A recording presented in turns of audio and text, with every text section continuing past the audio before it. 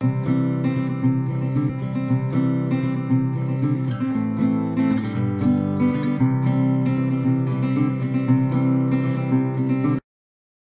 Morning friends, my self Rakesh Wadan by professional tax consultant. Friends, मैं आज आपके साथ मार्च महीना 2019 ऐसी बात करने जा रहा हूं कि अगर वो लिस्ट ऑफ डॉक्यूमेंट आपको बताने जा रहा हूं, अगर वो लिस्ट को अगर आपने ध्यान से सुना, समझा, अगर अप्लाई कर दिया तो कभी आपकी इनकम टैक्स की नोटिस नहीं आएगी। अगर नोटिस आई कभी आपको टेंशन नहीं आएगा।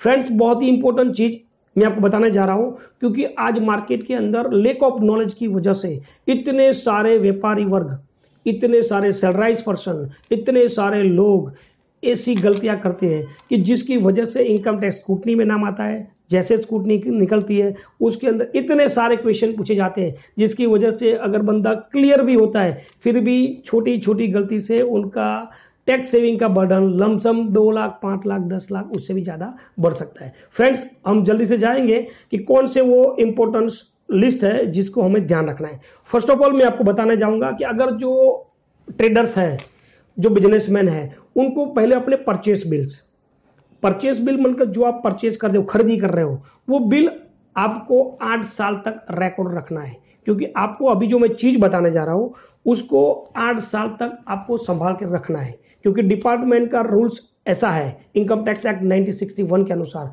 कि डिपार्टमेंट कभी भी आपको पुराने 8 साल तक का रिकॉर्ड मांग सकता है। तो first of all purchase bill हमें ध्यान से रिकॉर्ड के साथ रखना है। सेकंड आता है सेल्स बिल। हम जो सेल्स करते हैं, किसको हमने सेल्स किया, क्या क्वांटिटी, क्या क्वालिटी दी, क्या कौन सी प्रोडक्ट बेची, पूरा उसका रिकॉर्ड सेल्स बिल के साथ हमारे पास होना चाहिए। उसके बाद थर्ड आता है बैंक स्टेटमेंट, क्योंकि आज बहुत सारे लोग ऐसे होते हैं कि अगर उनको पास 2013-14 का या तो 11-12 का अगर बैंक स्टेटमेंट मांगा जाए तो उनके पास क्वेश्चन होता है कि सर बैंक भी 2011-12 का बैंक स्टेटमेंट देने के लिए तैयार नहीं है, उनको भी आगे परमिशन लेना पड़ता है। तो फ्रेंड्स, मैं आपको आज रिक्वेस्ट करूंगा कि आप एक ऐसी फाइलें बनाइए, जैसे 2000 आज 18-19 फाइनेंशियल चल रहा है तो 18-19 का बैंक स्टेटमेंट की एक फाइल होती है, एक परचेस बिल की फाइल, एक सेल्स की फाइल, एक एक्सपेंस की फाइल। सेम उसी तरह बैंक स्टेटमेंट का भी फाइल मेंटेन कीजिए, क्योंकि कभी भी बैंक स्टेटमेंट हमारे पास अगर मांगे तो आप हैंड ओवर कर सकते हो।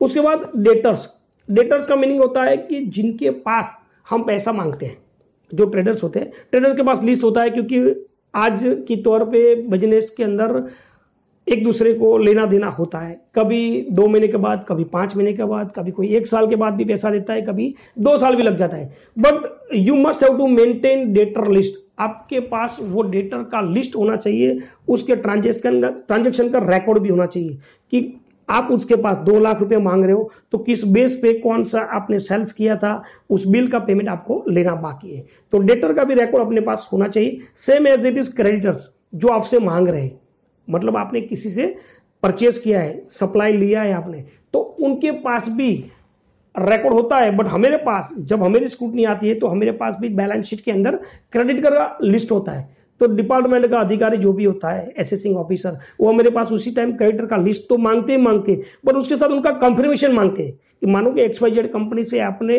कोई प्रोडक्ट ली थी 2013-14 में, आपने दिखाया था बैलेंस शीट 3,40,000 मेरे से वो क्रेडिटर बन चुके हैं, तो वो उनके पास भी कंफर्मेशन जाएगा कि क्या आप 3,40,000 उनसे मांगते हो। तो फ्रेंड्स, अगर उसके पास रिकॉर्ड हो के नो, बट अपने पास ये क्रेडिटर मतलब आपने उनसे परचेज किया होगा या कुछ लिया होगा, तो उसका रिकॉर्ड होना बहुत जरूरी है। फिर उसके बाद बताने जा रहा हूं अनसिक्योर्ड लोन। आज मार्केट के अंदर सबसे, हम जो भी लास्ट 15 ईयर से मैं टैक्स कंसल्टेंट के व्यवसाय के साथ जुड़ा हुआ हूं, बहुत सारी स्कूटियों का सामना मैंने किया है। उसके अंदर बहुत सारा बड़ा जो क्वेश्चन आता है अनसिक्योर्ड लोन का, क्योंकि ऐसे भी ट्रेडर्स है जिन्होंने किसी से 1 लाख, 2 लाख, 5 लाख लिया है, जैसे फ्रेंड सर्कल होते हैं, किसी रिलेटिव्स होते हैं, बट उनको ये लेने के बाद उनके पास रिकॉर्ड नहीं होता कि भी मैंने XYZ पर्सन, या तो मिस्टर विजय है, मिस्टर राकेश वाड़न है, उनके पास से मैंने 2 लाख लिया था, 5 लाख उनको दिया था। अनसिक्योर लोन मतलब जिसको सिक्योरिटी दी नहीं गई है, तो वो लोन का आपके पास रिकॉर्ड होना चाहिए। अनसिक्योर लोन का भी है कि चेक से ही उसका व्यवहार मैक्सिमम होना चाहिए। आप मैक्सिमम 20,000 के आप किसी को चेक से मतलब कैश से व्यवहार नहीं करना चाहिए। तो ये अनसिक्योर लोन चेक थी उछीना लीधेल होय, रोकड़ा लीधेल होय, उसका पूरा डेफिनेशन आपके पास मतलब उसका रिकॉर्ड होना चाहिए कि भाई मैंने XYZ पार्टी से इतना पैसा चेक से लिया था, ये तारीख से, ये बैंक से। अदरवाइज फ्रेंड्स, आज मार्केट के अंदर ऐसे प्रॉब्लम आते हैं, अगर आप क्लियरेंस नहीं दे पाए तो सीधा आपकी इनकम के अंदर जुड़ जाएगा, उसका 30% टैक्स आपको पे करना पड़ेगा। फ्रेंड्स, उसके बाद बताने जा रहा हूं एक्सपेंस बिल वाउचर। आप बहुत सारे बिजनेसमैन ऐसे होते हैं कि कोई ऐसे कॉन्ट्रैक्टर होते हैं, साइट पे जाके बहुत सारे एक्सपेंस होते हैं, जैसे लेबर को पेमेंट होता है, एकोमोडेशन का पेमेंट होता है, साइट का एक्सपेंस पेमेंट होता है, वहाँ ट्रैवलिंग का होता है, उन लोगों को कुछ मेडिकल का एक्सपेंस होता है। वो सभी एक्सपेंस के बिल भले आपके पास थोड़े हो, कच्चे हो, बट एज अ प्रूफ के लिए आपके पास उसके साथ उसका वाउचर भी बना दो। रिकॉर्ड रखना जरूरी है। जब भी असेसिंग ऑफिसर आपका स्कूटनी में केस निकलता है तो पहले आपके पास एक्सपेंस का बिल मांगेगा वो। अगर एक्सपेंस का बिल नहीं है आपके पास तो प्रॉब्लम आएगा कि भी ये एक्सपेंस जो भी आपने बताया भले ही जेन्युइन हो, but without proof they are not trust, but वो आपसे ट्रस्ट नहीं करेगा और सीधा आपके एडिशन के अंदर हो जाएगा। मतलब फ्रेंड्स, एक्सपेंस बिल की भी एक फाइल अगर बनाई जाए तो अपने लिए बेहतर है। फ्रेंड्स, उसके बाद इन्वेस्टमेंट डॉक्यूमेंट, जैसे हमने एक अगले वीडियो में बताया कि ATC का डॉक्यूमेंट, ATC का इन्वेस्टमेंट करना चाहिए, ATD का इन्वेस्टमेंट करना चाहिए, ATG का इन्वेस्टमेंट, जैसे कोई डोनेशन देते हो तो फ्रेंड्स उसका भी, जैसे कि आपने ATC में कोई इन्वेस्टमेंट किया है, LIC प्रीमियम इन्वेस्ट किया है, तो प्रीमियम की भी कॉपी अपने पास होनी चाहिए। फ्रेंड्स, ऐसे भी लोग होते हैं कि जिनके पास वो डॉक्यूमेंट नहीं होते, क्योंकि ये रिकॉर्ड 8 ईयर्स के रखने हैं, हमें वो ध्यान में रखना है। क्योंकि बहुत सारे लोग ऐसे भी होते हैं 3 साल के बाद, सर हमने तो फाड़ दिया। फ्रेंड्स, ऐसी गलती हमें कभी नहीं करनी है, क्योंकि आपने ऑलरेडी जेन्युइन पेमेंट किया है। अगर आप उसको फाड़ दोगे और जब भी अनफॉर्चुनेटली अगर क्वेरीज निकली, स्कूटनी में केस आया, आपके पास वो डॉक्यूमेंट नहीं है, तो भले ही आपने पेमेंट किया हो बट सीधा आपका एडिशन में चला जाएगा और आपको उसका पेमेंट करना पड़ेगा। तो फ्रेंड्स, मैं आपको बताना जा रहा हूं ATC का जो भी इन्वेस्टमेंट किया है, LIC हो, बैंक डिपॉजिट हो, PPF हो, आपका NPS हो, जो भी इन्वेस्टमेंट है उसका जो रिकॉर्ड होता है, उसका डॉक्यूमेंट आता है, उसकी पॉलिसी आती है, उसका पेपर्स आता है, वो पेपर को सही फाइल के अंदर फाइलिंग किया जाए। उसके बाद ATD मेडिक्लेम होता है, क्योंकि मेडिक्लेम के अंदर भी हम क्लेम करते हैं सेक्शन ATD के अनुसार, तो उसका भी अपने पास रिकॉर्ड होना चाहिए। ऐसे ATG का डोनेशन होता है, कहीं हम डोनेशन कर देते हैं बट डोनेशन के सामने हमें रिसिप्ट मांगनी बहुत जरूरी होती है, क्योंकि ये चीज मैंने जो बता रहा हूं कि जब स्कूटनी आया, असेसमेंट आया, उसी time document is very important. Friend, उसके बाद हाउसिंग का, अगर हम कोई परचेज करते हैं, कोई लैंड परचेज करते हैं, कोई एग्रीकल्चर लैंड परचेज करते हैं, कोई इंडस्ट्रियल लैंड परचेज करते हैं, उसी टाइम भी अपने पास वो एग्रीकल्चर का, जैसे हम बानाखत करते हैं या तो उसका दस्तावेज रजिस्ट्री बनता है, वो सभी डॉक्यूमेंट्स अपने पास होने चाहिए। क्योंकि आज मैं ये बात का फेस कर रहा हूं कि बहुत सारे फार्मर्स होते हैं, मानो कि 5 साल के बाद उनका इंक्वायरी आया कैपिटल गेन के अनुसार, स्कूटनी निकला, तो उसी बार उनके पास उन्होंने जो खेत बेचा था, उन्होंने बताया साहब वो तो उनके पास होता है क्योंकि ऑलरेडी मैंने तो सेल कर the land. But friends, department के थ्रू आपने जो लैंड बेची है उसका भी सेल डीड आपके पास चाहिए।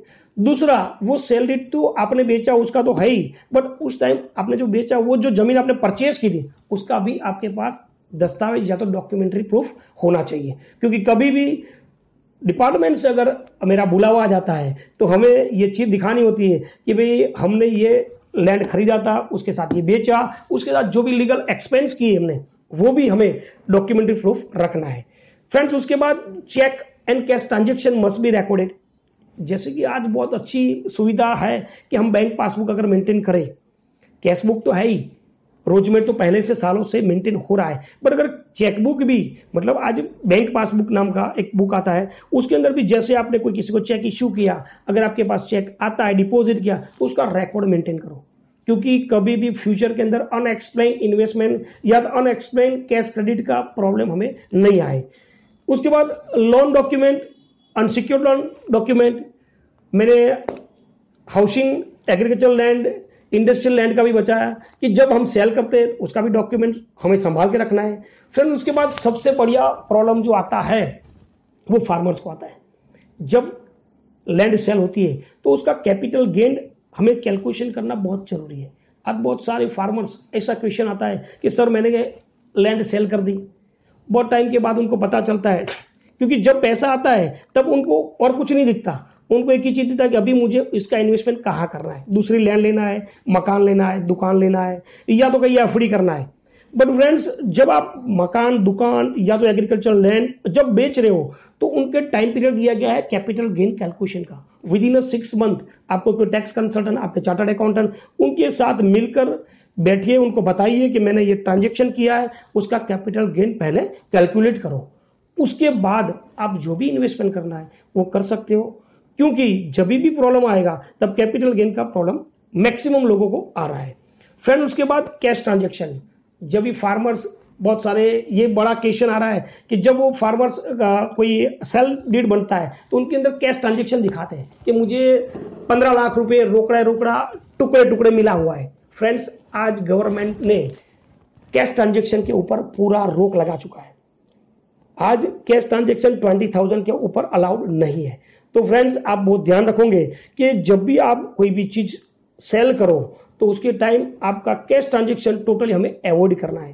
फ्रेंड्स, उसके बाद मैं आपको बताना चाहूंगा कि भाई कैश ट्रांजेक्शन के वक्त अगर रिकॉर्ड मेंटेन किया हो आपने, कोई भी बाना खत के वगैरह, मैंने 5,000 दिया, 10,000 दिया और बाकी का ट्रांजेक्शन इसी तरह होगा, तो आपके लिए बहुत सारा प्रूफ बनेगा। जब भी डिपार्टमेंट के साथ अगर आपका स्क्रूटनी केस आया तो उसी टाइम आपको बेनिफिट मिलेगा, उसी टाइम एक सपोर्टिंग एविडेंस मिल जाएगा कि जिसकी वजह से आप टैक्स के चक्कर में से बच सकते हो। फ्रेंड्स, मैंने आज आपको बहुत सारी चीज बताई कि 8 इयर्स तक ये रिकॉर्ड हमें मेंटेन करना है। अगेन मैं आपके पास एक रिवीजन करूंगा, क्योंकि बहुत सारे जो स्क्रूटनी केस निकल रहे हैं उसके अंदर डिपार्टमेंट के पास यही एक लिस्ट मेंटेन हो चुका है कि पहले उनसे परचेस बिल मांगो, सेल्स बिल मांगो, बैंक स्टेटमेंट मांगो, डेटर्स का लिस्ट मांगो, क्रेडिटर का लिस्ट मांगो, एक्सपेंस से बिल मांगो, इन्वेस्टमेंट के डॉक्यूमेंट मांगो, हाउसिंग अगर लैंड है, प्लॉट है, एग्रीकल्चर लैंड है, अगर सेल किया तो उसका दस्तावेज मांगो, कैसे आपने ट्रांजेक्शन किया उसका चेकिंग किया जाए। फ्रेंड्स, ये सभी चीज अगर आपने 8 इयर्स तक मेंटेन किए तो without tension you can easily face, but आपको कोई टेंशन लेने की बात नहीं आएगी। बट मैंने जो बताए, जो आपको लिस्ट ऑफ डॉक्यूमेंट, अगर उसको सही तरह से मेंटेन किया गया, सही तरह से समझा गया और एवरी ईयर अगर मेंटेन कर गए तो हमें कभी भी इनकम टैक्स की स्क्रूटनी नहीं आएगी। अगर आएगी तो भी कोई टेंशन नहीं होगा, आपका कंसल्टेंट, आपका चार्टर्ड अकाउंटेंट उसका इजीली सॉल्यूशन लाएगा। अगर कोई बर्डन हुआ तो भी मिनिमाइज होगा। तो फ्रेंड्स, मैं आपसे होप करूंगा कि मैंने जो लिस्ट ऑफ डॉक्यूमेंट बताए उसका आप गौर करोगे, क्योंकि ये 31 मार्च मतलब मार्च महीना आपके पास आ रहा है। अगर आपने कुछ पेमेंट पिछले पहले मतलब पूरे 1/4/2018 से किए हुए 2019, क्योंकि ये फाइनेंशियल ईयर एंड हो रहा है, 18-19 के बीच में जो भी ट्रांजेक्शन किया है, भले आज तक आपने कोई भी एविडेंस नहीं सही तरह से मेंटेन किया, बट 18-19 का तो आई होप कि आप मेंटेन करोगे, जिसकी वजह से आने वाले साल के अंदर अपने को कोई प्रॉब्लम नहीं आए। Friends, thank you watching for my video. Thanks.